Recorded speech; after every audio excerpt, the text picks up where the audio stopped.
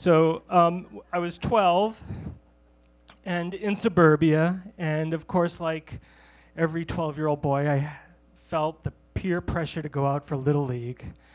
I didn't want to play baseball. I hated baseball, but I knew I made a bargain with myself. I knew that if I went and tried out, I wouldn't make a team, but I would, get credit for doing that, and I would be a spaz. But if I didn't go, I would be called a girl or a spaz and odd, and so it was easier just to go.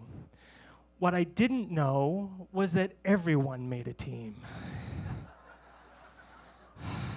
And I was like, oh no, practices and games. And I remember my mother finding me in my room, sobbing on my bed. And she said, what's wrong? And I said, I don't want to play baseball.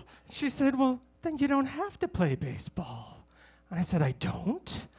She said, no, but you need to get the money back that we gave the coach for the uniform. And I was like, oh no.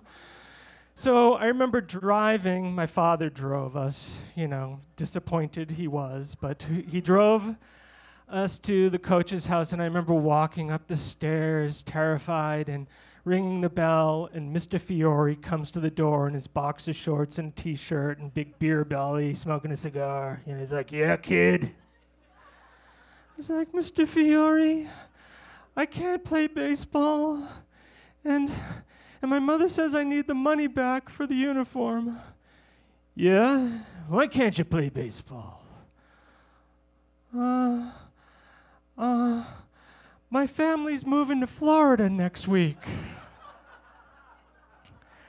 I really hadn't thought that through, because Danny Fiore was in my class, And the next week, Danny Fiore on the playground's like, hey, Donovan, I thought you were moving to Florida.